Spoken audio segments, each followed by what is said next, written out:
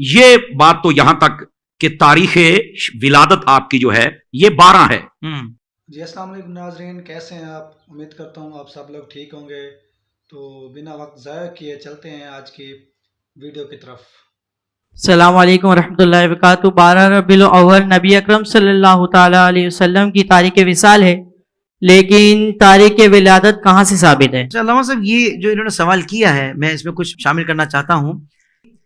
لوگ یہ کہتے ہیں بعض لوگ کہ بھائی اعلیٰ حضرت تو 12 کو نہیں مانتے تھے، تو حقائق کیا ہیں؟ میں چاہوں گا آج ناظرین کے سامنے واضح ہو جائے کہ 12 ربیع الاول تاریخ وفات ہے یا تاریخ ولادت ہے، اس بارے میں شاذ۔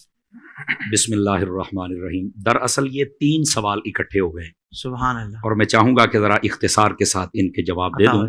12 ربیع الاول شریف آقا کریم صلی اللہ علیہ وآلہ وسلم آپ کی تاریخ وصال ہے، لیکن جب تاریخ ولادت کی بات آتی ہے نا تو کچھ لوگ اٹک جاتے ہیں، جھٹک جاتے ہیں اور لٹک جاتے ہیں۔ حقیقت یہ ہے کہ جن کی طرف سے یہ اعتراض ہے نا، میرے بیٹے آپ ان سے پوچھیں کہ آپ کا سب سے بڑا امام جس کو آپ علامہ ابن کثیر کہتے ہیں، ذرا اس کی تاریخ ابن کثیر جس کو البدایہ والنہایہ کہتے ہیں، اس میں دیکھیں کیا لکھا ہوا ہے۔ چلو ہماری نہیں ماننی تو کم از کم اپنے جو بڑے ہوتے ہیں، ساڑی پنجابی کہندے نے بھی نیاڑیاں دی نہیں مننی، ابے دی تے مان لو نا، کم از کم ان کو دیکھ لینا کہ انہوں نے کیا لکھا ہے۔ ویسے اللہ کے فضل سے چونکہ یہ وقت کے دامن میں گنجائش بہت تھوڑی ہوتی ہے، لیکن درجن بھر سے زائد حوالہ جات فقیر دے سکتا ہے اللہ کے فضل سے۔ سبحان اللہ، سمجھ آ رہی ہے میری بات کی؟ اچھا، یہ بات تو یہاں تک کہ تاریخ ولادت آپ کی جو ہے یہ 12 ہے۔ جہاں تک سیدی اعلیٰ حضرت صاحب رحمت اللہ تعالی علیہ آپ پر بات کی جاتی ہے نا، جی اصل میں اعلیٰ حضرت اگر نہیں مانتے 12 کو تو میرا پہلا سوال یہ، پھر وہ مانتے کیا ہیں؟ کہتے ہیں وہ 8 کو مانتے ہیں، تو میں نے کہا آپ 8 کو کر لو،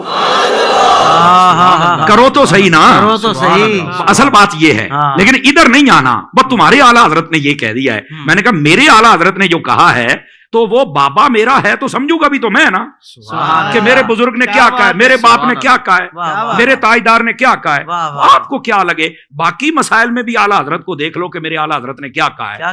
لیکن جہاں تک اس سوال کا جواب ہے تو سیدی اعلیٰ صاحب نے کیا کہا ہے میں آپ کے سامنے، یہ ہمارے بزرگوں کی جو تاریخ ولادت و وفات و شہادت ہوتی نا، اس میں عمومی طور پر کچھ اقوال ہوتے ہیں، اور اس میں کوئی حرج کی بات بھی نہیں ہے۔ بسا اوقات وہ اقوال چاند کی تاریخ کے اعتبار سے کچھ شمار کرتے ہیں، کچھ یہ دیسی مہینوں کے اعتبار سے ہوتا ہے، کچھ یہ انگریزی مہینوں کے اعتبار سے ہوتا ہے، لیکن وہ لکھنے والے بسا اوقات خلط ملط کر بیٹھتے، کوئی مسئلہ نہیں ہے اس میں، کوئی ہم کہتے ہیں جب جی چاہے تم حضور کا میلاد کر لو۔ لیکن رہ گئی بات سیدی اعلیٰ حضرت کی، تو اعلیٰ حضرت صاحب رحمت اللہ علیہ نے جو فرمایا، وہ فرماتے ہیں کہ اس سال جو ربیع الاول آیا نا، اس کا جو ذائچہ اور سانچہ میرے سامنے ہے، اس حساب سے جب میں نے دیکھا تو وہ پیچھے چلتے چلتے چلتے چلتے وہ 8 ربیع الاول اس حساب سے بنی ہے۔ جی مطلب یہ اعلیٰ حضرت کا کمال دیکھیں، کیا کمپیوٹرائز آپ کا دماغ ہے، آپ نے فرما دی۔ لیکن جو اگلی بات کہی وہ کوئی نہیں بتائے گا، آپ نے فرمایا لیکن جو مشہور ہے وہ بھی 12 ہے، جو معمول ہے جس پر عمل کیا جاتا ہے وہ بھی 12 ہے، اور جو قول جمہور ہے وہ بھی 12 ہے۔ سبحان اللہ، آپ نے ساری بات ہی باتیں کر دی ہے، 3 باتیں جملے لکھ کے آپ نے سارا مسئلہ ہی حل فرما دیا۔ بذات خود سیدی اعلیٰ حضرت صاحب، آپ کا سارا قبیلہ، آپ کے مریدین و متعلقین، آپ کے گھر پر جو محفل ہوتی ہے وہ بھی 12 کو ہی ہوتی ہے۔ اب یہ جملہ تو تم نے پڑھ لیا، تو ان کے گھر کی محفل کو بھی دیکھو نا۔ تو سیدی اعلیٰ حضرت صاحب رحمت اللہ علیہ نے ایک حساب بتایا کہ اس حساب سے اگر آج کے دن میں دیکھوں تو یہ بنتا ہے، لیکن معمول، مشہور اور قول جمہور وہ 12 کا ہے۔ تو جب ہے ہی 12 کو، اور اس میں اہل حرمین جس کو کہا جاتا ہے، پوری دنیا تمام علماء اس پر متفق ہے، تو یہ 12 ہی کو آقا کریم صلی اللہ علیہ وسلم کی ولادت اقدس ہے، اور اسی دن کو ایمان والے میلاد کرتے ہیں۔ واہ واہ واہ، سبحان اللہ، سبحان اللہ۔ اچھا علامہ صاحب، اس طرح کی بات بھی ذہن میں لوگوں کے آتی ہے کہ جب حضور کے آنے کی خوشی کرتے ہو تو جانے کا غم کیوں نہیں کرتے؟ اس کا کیا جواب ہے؟ اللہ اکبر، جانے کا غم وہ کرے جس کا نبی مر گیا ہے، ہمارا تو زندہ ہے۔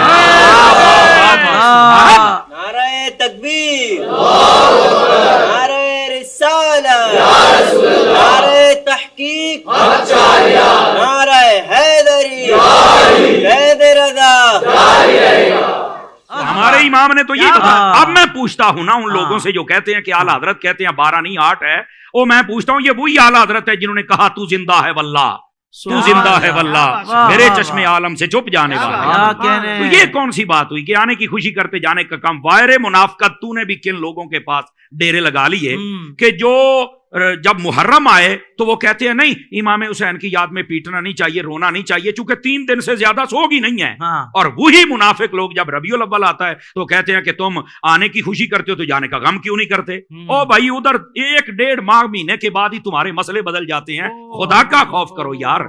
کیا منافقت بھی سوچتی ہوگی کہ منافقت تو میں تھی پر جن سوداگروں کے پاس میں آ گئی نا انہوں نے میرا بیڑا ہی کر کے رکھ دیا.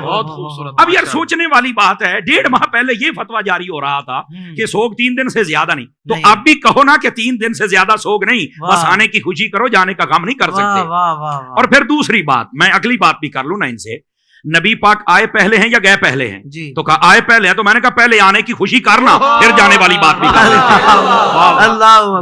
کیوں حضرت سوچنے والی بات ہے نا, کمال والی بات ہے, ہماری تار چھیڑتے ہو یار. اس واسطے یہ بےہودگی پھیلانے کی کیا. اور تیسری بات سنیے گا, دیکھیے حضرت سیدنا آدم علیہ نبینا علیہ السلام, آپ پیدا بھی جمعے والے دن ہوئے اور آپ کا وصال بھی جمعے والے دن ہے. اس کے باوجود اس جمعے کو عید کہا گیا. ان الجمعۃ عید للمؤمنین, فرمایا جمعہ مومنوں کے لیے عید ہے. تو بھائی اللہ تبارک و تعالیٰ نے اپنے حبیب پاک صلی اللہ علیہ وسلم کو جو دین دیا اس میں یہ مسئلہ ہے, اور حضور نے خود بیان فرمایا.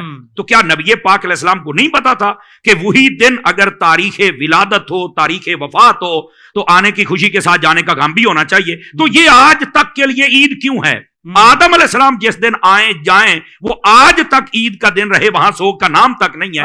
تو جس دن آدم سمیت سارے نبیوں کے امام آئے اس دن سوگ کہاں سے آ گیا؟ اس دن بھی یہ عید ہی ہے اور خوشی ہی ہے. تو یہ دوسری بات. اور تیسری بات سمجھنے والی ہے, میرے آقا کریم علیہ السلام نے فرما دیا حیاتی خیر لکم و مماتی خیر لکم, فرمایا میرا تمہارے درمیان رہنا بھی بہتر ہے, پردہ کر جانا بھی بہتر ہے.